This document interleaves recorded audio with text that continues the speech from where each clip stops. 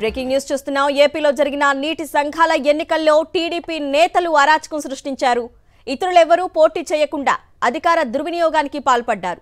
పలుచోట్ల నామినేషన్ పత్రాలు చించేశారు. తహసీల్దార్లు వీఆర్ఓలను కిడ్నాప్ చేశారు. ఓటర్లను లోనికి అనుమతించకుండా దౌర్జన్యం చేశారు. తాము చెప్పిన వారే ఎన్నికయ్యేలా చూడాలంటూ అధికారులకు ఆదేశాలు జారీ చేశారు. చాలా చోట్ల బలవంతంగా ఏకగ్రీవాలు చేయించి టీడీపీ మద్దతుదారులు ఎన్నికైనట్లు ప్రకటించారు. రైట్, ఇదే అంశానికి సంబంధించి డీటెయిల్స్ మా ప్రతినిధి రవీందర్ అడిగి తెలుసుకుందాం. రవీందర్, చెప్పండి. అధికార దుర్వినియోగానికి పాల్పడిన వారిపై చర్యలు తీసుకోమని చెప్పేసి అధికారులకు కంప్లైంట్ చేసే అవకాశం ఉందా?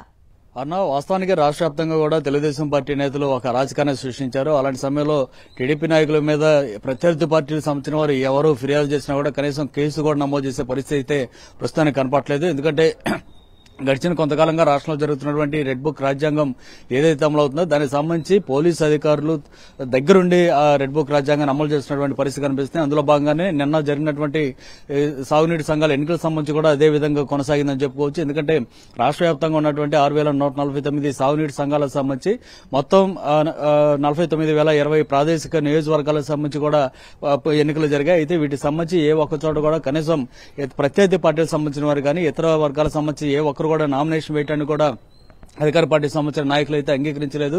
చివరికి కూటమిలో ప్రభుత్వంలో ఉన్నటువంటి భాగస్వామిగా ఉన్నటువంటి బీజేపీ నాయకులు కూడా చాలా చోట్ల అవకాశం కూడా కల్పించిన పరిస్థితి కనిపిస్తుంది. ఉత్తరాంధ్రలో ఉన్నటువంటి విజయనగరం జిల్లాలో కల్లెంపూడి అనేటువంటి ప్రాంతంలో అయితే అక్కడ బీజేపీ సంబంధించినటువంటి కోన మోహన్ రావు అనేటువంటి వ్యక్తి నామినేషన్ వేయడానికి వెళ్తే అక్కడ బీజేపీ వ్యక్తి అతను, కానీ అక్కడ ఉన్నటువంటి టీడీపీ నాయకులు కనీసం లోపలికి కూడా రానివన్న పరిస్థితి ఏర్పడింది. చివరికి అతను వెళ్లి అక్కడ డిఈగా ఉన్నటువంటి శ్రీచరణ్ అనేటువంటి ఒక ఆఫీసర్ కాళ్ల మీద పడి బతిలాడుకున్నటువంటి పరిస్థితి. కనీసం నాతో నామినేషన్ అన్న వేయనివ్వండి అంటే బతిలాడుకున్నా కూడా కనీసం నామినేషన్ కూడా వేయించలేనటువంటి పరిస్థితి ఏర్పడింది. ఇదే కాదు, రాష్ట్ర వ్యాప్తంగా అనేక చోట్ల ఇలాంటి అరాచకమే కొనసాగింది. కర్నూలు జిల్లా ఎమ్మిగనూరులో అయితే సీనియర్ ఎమ్మెల్యే 4 సార్లు ఎమ్మెల్యే గెలిచినటువంటి ఎమ్మిగనూరు సంబంధించినటువంటి మాజీ ఎమ్మెల్యే చెన్నకేశ్వరరెడ్డిని అయితే అక్కడ సీఐ ఎబ్రహీం అత్యంత దారుణంగా వివరించారు. ఎక్కడైతే ఓటర్లను లోపలికి పోనీయకుండా అడ్డుకుంటున్నారన్నటువంటి కారణం తెలిసి అక్కడ ప్రశ్నించడానికి వెళ్ళినటువంటి మాజీ ఎమ్మెల్యే చెన్నకేశ్వరరెడ్డిని ఇబ్రహీం చాలా దారుణంగా మాట్లాడినటువంటి పరిస్థితి.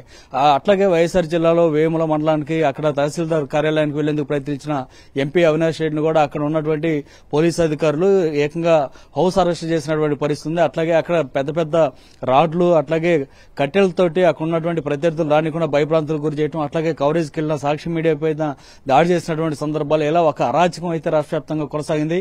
ఈ అరాచకాన్ని ముందుగానే గ్రహించినటువంటి వైఎస్ఆర్ కాంగ్రెస్ పార్టీ ముందుగానే అసలు సాగునీటి సంఘాల ఎన్నికలను మేము బహిష్కరిస్తున్నట్టు కూడా ప్రకటించినటువంటి పరిస్థితి. అయితే పార్టీతో సంబంధం లేకుండా కొంతమంది సానుభూతి పరులు కానీ ఇతర ఎవరైనా వ్యక్తులు అక్కడ ఎలక్షన్ మీద ఇంట్రెస్ట్ తోటి పోటీ చేయడానికి వెళ్తే వారు ఎవరిని కూడా రానికుండా టీడీపీ నాయకులు అడ్డుకున్నటువంటి పరిస్థితి. ఈ నేపథ్యంలోనే అనేక చోట్ల మేమే గెలిచామని చెప్పుకునేదానికి టీడీపీ నేతలు ఆ విధంగా ప్రయత్నించారు తప్ప ఎక్కడ ప్రజాస్వామ్యయుతంగా ఎన్నికలు అనేది రాష్ట్రంలో జరగలేదనేది చాలా స్పష్టంగా నిన్న జరిగినటువంటి ఘటనలే రుజువు చేస్తున్నటువంటి పరిస్థితి అవుతుంది. సో వీటికి సంబంధించి ఇప్పటికే చాలా చోట్ల ఫిర్యాదులు కూడా ఇచ్చారు.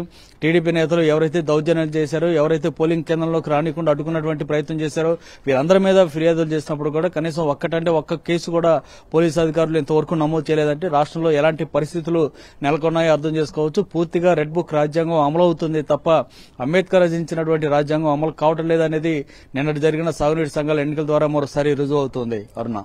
Okay Ravinder, thank you.